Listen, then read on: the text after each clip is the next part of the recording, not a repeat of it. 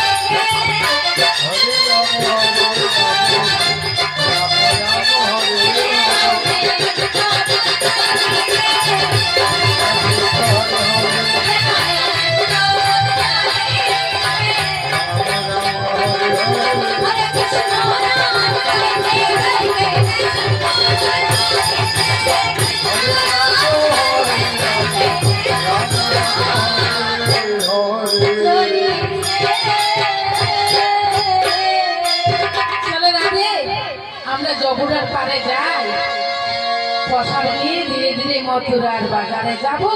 তাই যমুনা তো পার হতে হবে।